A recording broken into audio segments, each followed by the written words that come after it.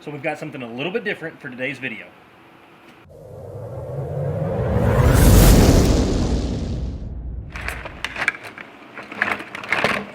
Hey dude, hey. Guess what just showed up? What?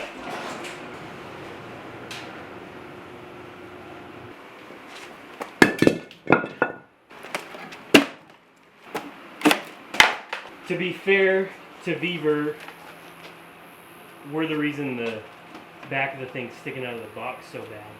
This one actually showed up not broken out of its box. So the packaging on this one was actually really good.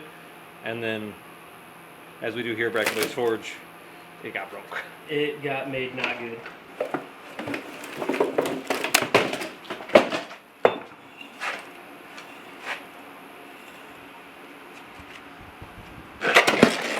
Put a tag on it. Today, this episode is brought to you by Vevor. They reached out to us and they asked us to review one of their anvils. Now, we looked through and we saw that there were a couple of other anvil reviews, and everybody was reviewing the blue steel anvils, the smaller ones, the 66 pounders. So we told them, we'll review one for you, but we want the most expensive anvil you make. This is the top dog of the anvils that they make. The interesting thing is, when you look up this anvil, it's a little confusing. It's more expensive. The blue anvil was $259. This anvil is $291. And so I was like, okay, why is this anvil more expensive? It says it's cast iron, which, you know, in the knife making world, iron's a little bit softer than steel.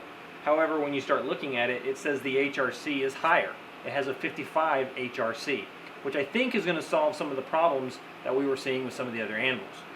And don't worry, at Brackin Forge, we're going to test it.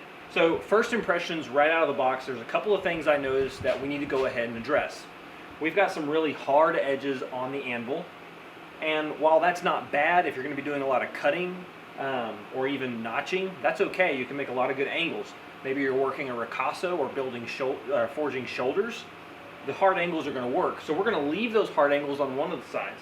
But close to this round hardy, we're going to clean that up so it doesn't stick to the tools. And we're going to dress the hardy hole so that it doesn't stick to the tools either. Now over here, we have a really good anvil, and what we're going to do is we're going to test it with this ball bearing, and we're going to drop it and watch it return. This is what you want to see from a good anvil. If you notice, I didn't move my hand very much. Let's check the Vevor.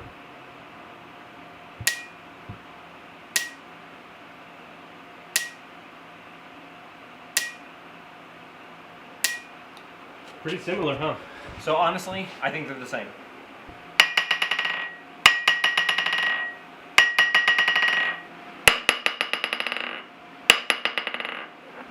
So this anvil's got a little bit more of a ring to it.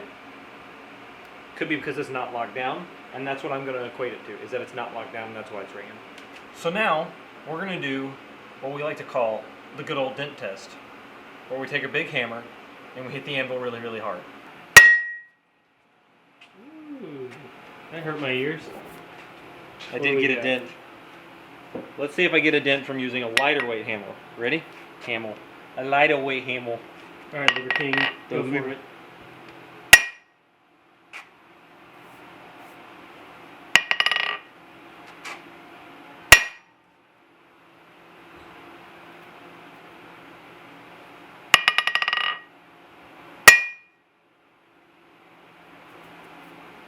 Anything? Yeah, two little dings, but nothing that I would consider, nothing that I would worry about. Not on this anvil. Let's go ahead and strike the big anvil, this anvil over here. We're kind of using this anvil as a control. A benchmark. As a benchmark to see how this anvil performs. So I'm going to do the same strike I just did on the Vevor on this anvil with the sledgehammer.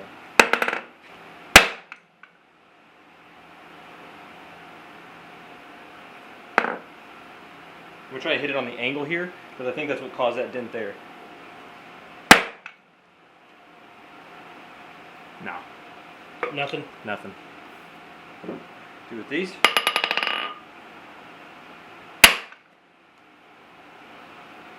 No.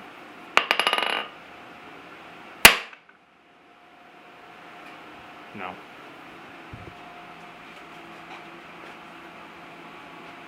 Oh yeah, you can see the dent. Yeah. Oh, I can see. It looks like right here. Yeah, there's three. Yeah, yeah. So what you can see from this anvil, now this anvil is not gently used. We use this anvil a lot. And there's little dings all over it. That is going to happen when you heavily use an anvil over time. So, did it pass the dent test? Honestly, I would say yes. I'm not going to be really concerned with that dent happening. When you're forging steel, the steel is really malleable and you can move it with a hammer, and it's not going to be doing that. The only time that it's going to create that kind of dent is when you take a sledgehammer and try to break it. So, all in all, I still think it's a good anvil. Let's move on. So for the next test, what we're going to do is see how portable the anvil is. You may want to go some hammer ins, and you're going to want to bring your anvil so that your friends can use it too. And the best way to test that, put it in the back of your truck bed, take off.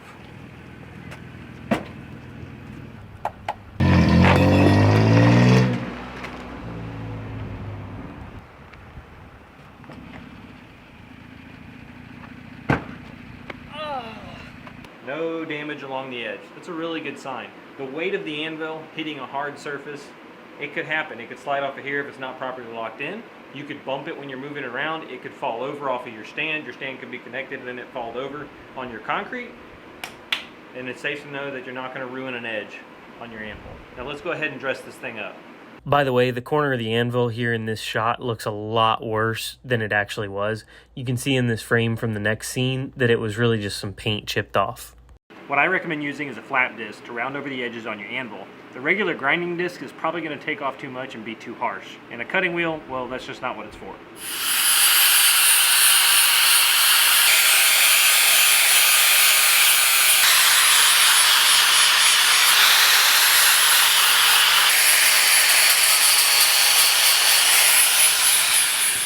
Nice and round, nice and smooth. So for those of you who have never dressed the face of an anvil, it's not just like an angle cut off and then you're not just cutting off the side. All right, so the process that I use is about 15 degrees over the top, 15 degrees over the side. And then what I do is I come back and I start from the side and I round up and over like this. That's kind of the motion that I'm using. I want to create a nice, round, smooth edge, and you can see it dressed up really nicely. Now if you're asking the question, why do I have to dress an anvil? Well, I'm going to tell you this right now. There's not an anvil you're going to purchase that doesn't require a little bit of dressing. Dressing an anvil is kind of like choosing a clip for your favorite EDC knife. Everybody's got a different favorite clip that they're going to put on their knife. It's also kind of like outfitting yourself. Not everybody's going to use the same safety glasses, same hats, whatsoever. Everybody's going to dress their anvil differently for the way that they work. And for me, we're making one round side and one harsh side.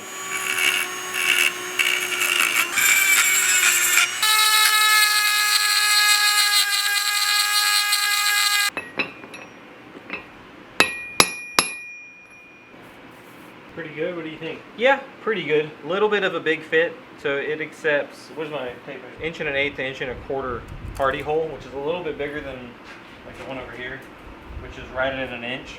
And so most hardy tools have an inch base, so if you're going to buy hardy tools for it, you're going to want to buy your hardy tool having an inch base, but not over 1 1/4 inches. That's the only thing to note. If your hardy tool is not 100% snug in there, there's going to be a little bit of jump. That's okay. It's not necessarily needed to be perfect, so You won't struggle taking it back out. no. And that's the other thing. Sometimes a hardy hole can be too tight. We've experienced this a lot. Hardy hole's too tight. You have your hardy tool in there, and it's locked in place, and then you got to tap on the sides for forever, get a pry bar and pry it out. So you've seen us do the basic test, and you've seen us do our test. So now we're going to forge on the thing, because that's what really matters to you as either the beginner knife maker or a blacksmith. You want to see, how does this thing make things? Let's get into it.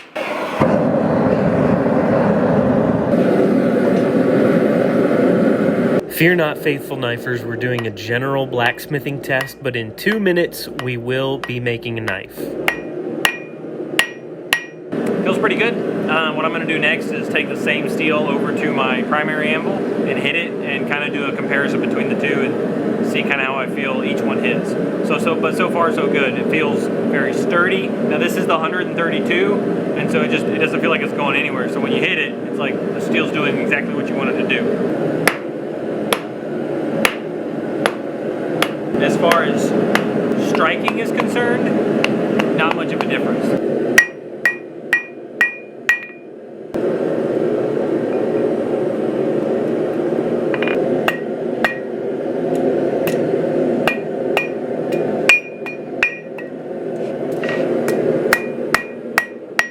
Alright, so in the words of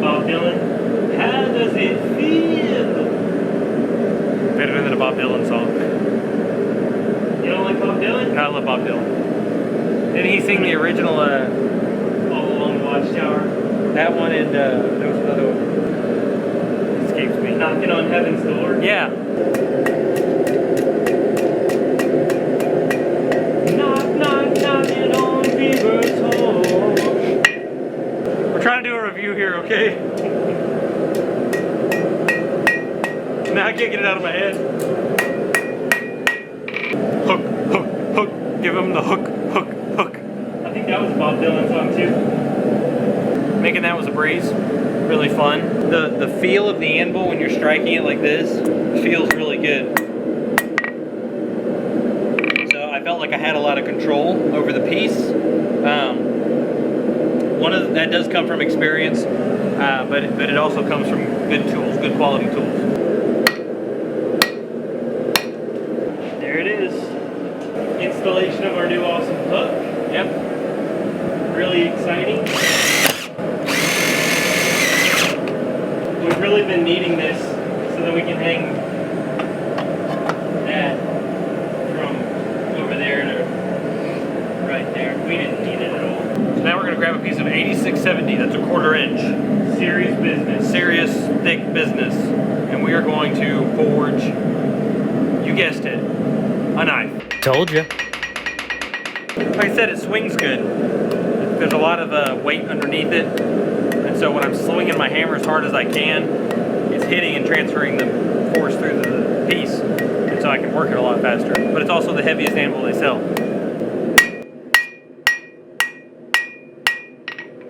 So honestly, I would recommend this anvil to everyone. I think the only reason to get a lighter one is if you move around a lot. But there's a remedy for that too. And you can go lift some weights.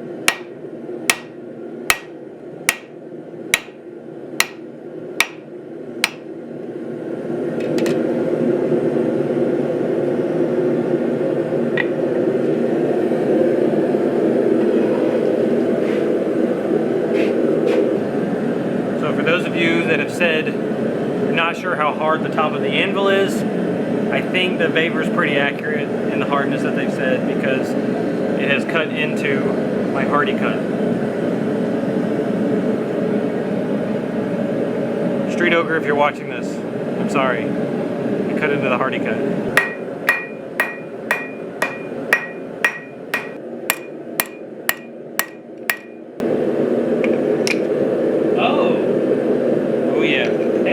Check that out. Maker's Mark holder. That's handy.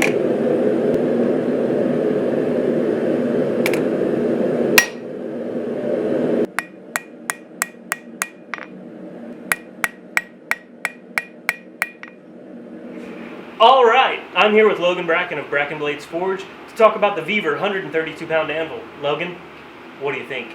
I think my favorite thing about this anvil is that it's 132 pounds and it costs less than $300.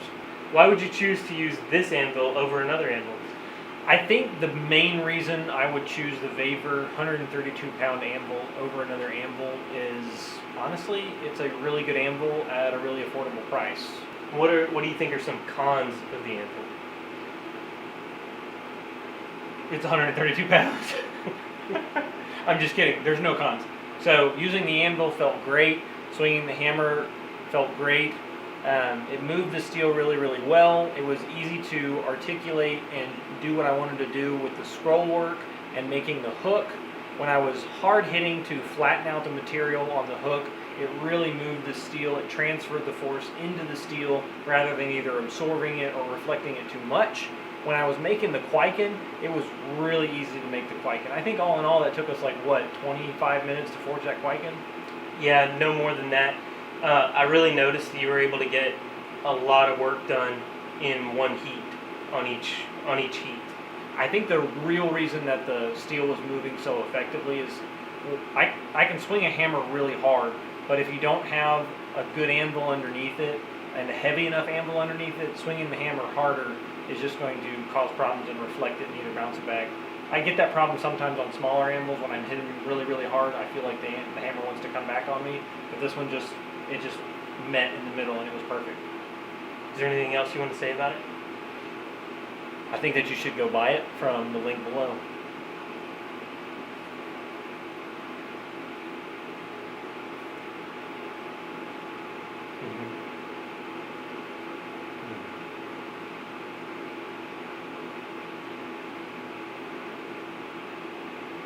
Yeah.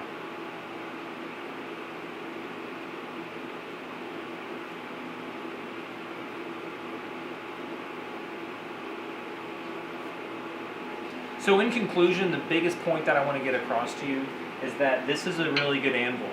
If you're looking for an anvil for your shop as a knife maker, this would be a great anvil to purchase. They have 66 pounds, 22 pounds I believe, 110 and then 132. They have a variety of different anvils. Go find which one's going to work for you and purchase your anvil. This anvil is going to last me a long time in this shop. It's going to stand up to a whole lot of abuse. It already has stood up to a lot of abuse that most people won't put their anvils through. And we're going to continue to put this anvil through a lot of abuse, and you're going to see it in future videos. So our recommendation at Brackin Blades Forge is to go purchase a Vevor anvil. Like I said, the link's below in the description. Stay sharp, knifers. Also, one other note, I kind of think the goofy looking little legs are sort of adorable. Call me an elf! One more time! So, I'm here with Logan Brackin of Black Blade. I really think it's a good anvil. Using it for making the hook, I was going to say the Are you screw. drunk? Made the Shane, I'm here with Shane McGowan of the Pogues.